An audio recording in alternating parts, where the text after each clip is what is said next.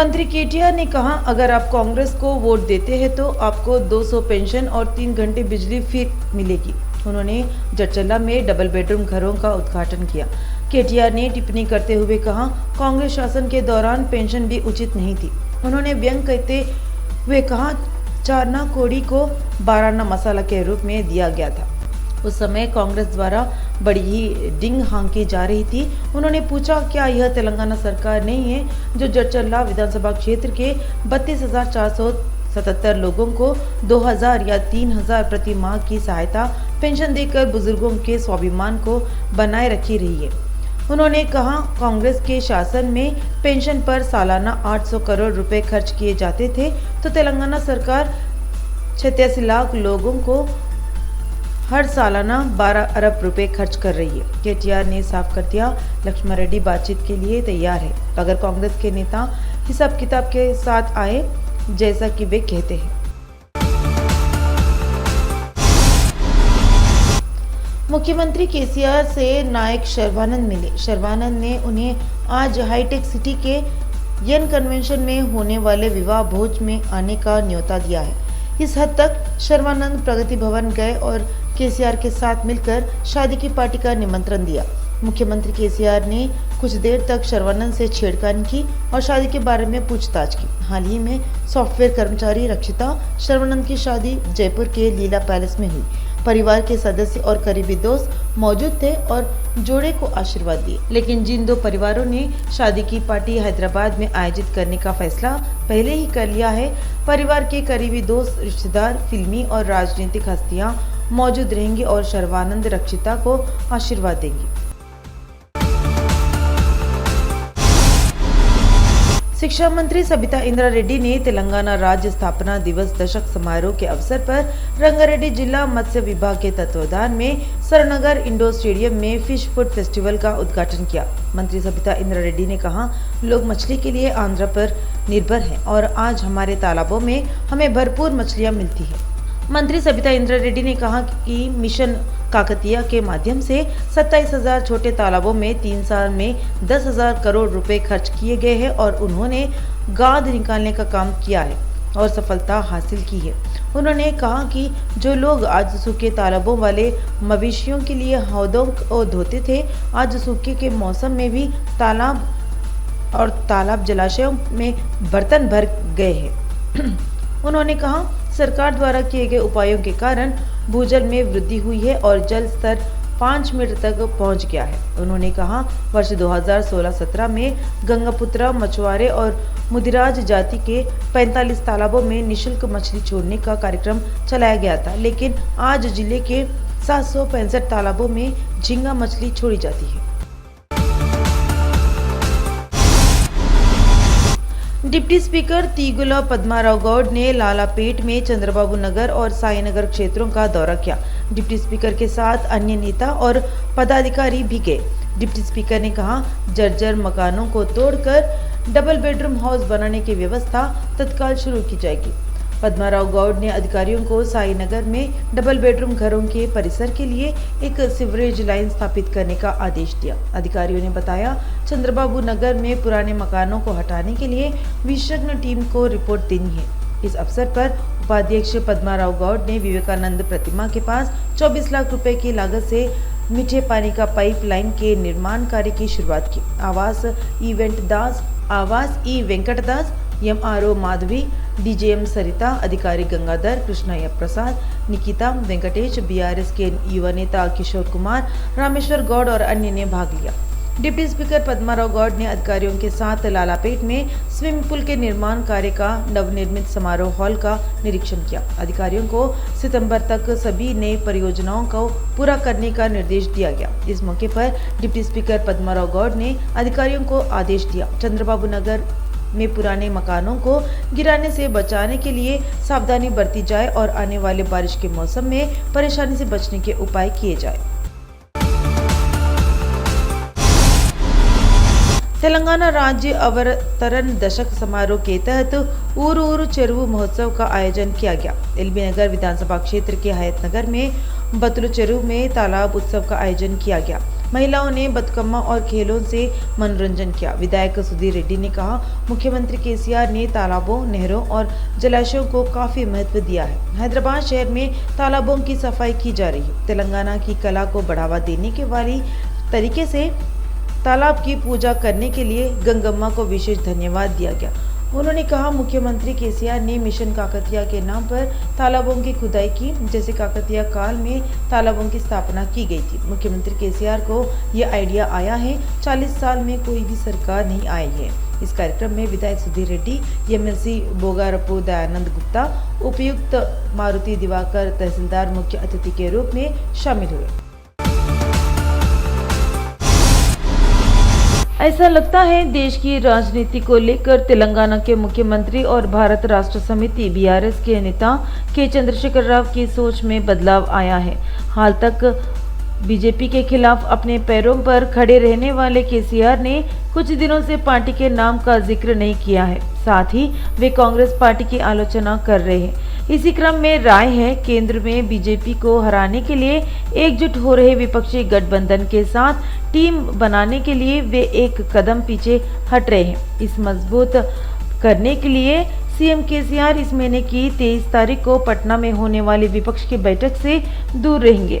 केसीआर ने इस मामले की जानकारी बिहार के मुख्यमंत्री नीतीश कुमार को दी, जिन्होंने प्रमुख विपक्षी दलों को एक मंच पर ला दिया। उनके करीबी सूत्रों का कहना है, केसीआर कांग्रेस के साथ विपक्ष का हिस्सा नहीं बनना चाहते हैं। केसीआर ने हमेशा गैर कांग्रेसी और गैर भाजपा मोर्चे की बात की है। पटना में बैठक उनके मूल सिद्धांत के विपरीत है। अंग्रेजी अखबार ने लेख प्रकाशित किया।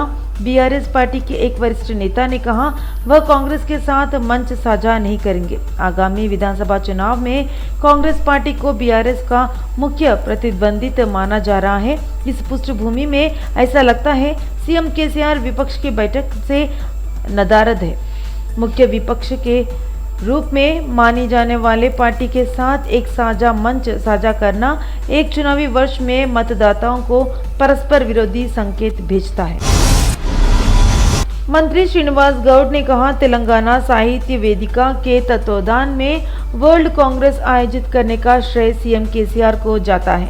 उन्होंने कहा, इस माह की 11 तारीख को सभी जिलों में साहित्यिक समारोह आयोजित किए जाएंगे। सीएम केसीआर ने देश के सभी क्षेत्रों में तेलंगाना रोल मॉडल बदला है। पिछली सरकारों ने तेलंगाना के कवियों को अपमानित किया था। पता चला है साहित्य दिवस का आयोजन दशमी के उपलक्ष्य में किया जा रहा है। साहित्य उत्सव के हिस्से के रूप में 3 श्रेणियों में तेलुगु और उर्दू भाषाओं में प्रतियोगिताएं होंगी। मंत्री ने कहा, सरकार का उद्देश्य कविताओं को मान्यता देना है। उन्होंने कवियों और साहित्यकारों से बड़ी संख्या में उपस्थित होकर उन्हें सफल बनाने का आह्वान किया। उन्होंने सर्वश्रेष्ठ कविताओं को पुस्तक रूप में लाने का वादा किया।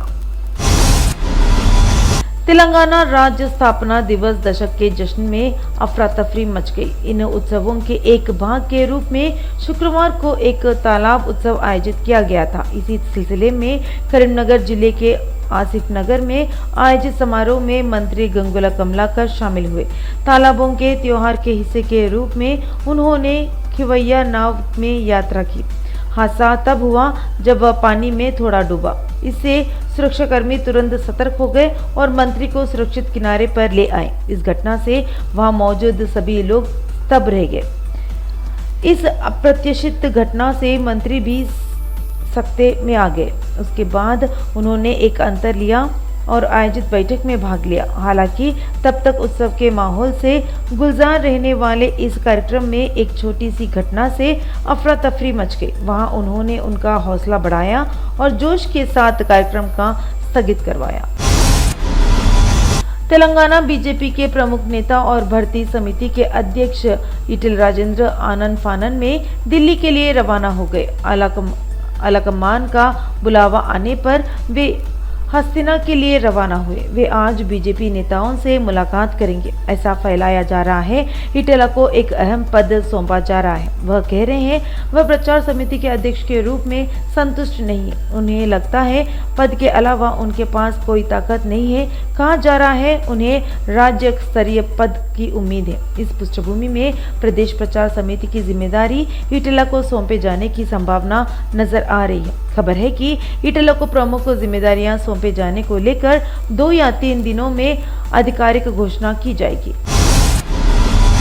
मृगशीरा नक्षत्र के सम्मान में बत्तीनी परिवारों द्वारा पीढ़ियों से अस्थमा पीड़ितों को दिया जाने वाला मछली प्रसाद का वितरण शुरू हो गया है। सूर्य के मृगशीरा नक्षत्र में प्रवेश करने के शुभ दिन के अनुसार आज सुबह 8 बजे हैदराबाद के नामपल्ली प्रदर्शनी मैदान में हरिनाथ गौड़ के नेतृत्व में बत्तीनी का वितरण किया गया। वह कार्यक्रम लगातार 24 घंटे चलेगा। गुरुवार शाम तक देश भर में 25,000 से ज्यादा अस्थमा के मरीज आ चुके हैं और मैदान में भीड़ है। जैसे जैसे उनकी संख्या बढ़ रही है, जीएचएमसी के साथ साथ कई स्वयंसेवी संगठन नाश्ता, दोपहर का भोजन और पीने का पानी उपलब्ध करा रहे हैं। राज्य सरकार की ओर से मंत्री तलसानी श्रीनिवास यादव और जिलाधिकारी अमोय कपूर ने मछली प्रसाद वितरण के लिए व्यापक इंतजाम किया है। मत्स्य विभाग ने 2.50 लाख मछली भून उपलब्ध कराई है। बत्तीनी परिवार ने घोषणा की है कि वे लगभग 5 लाख लोगों के लिए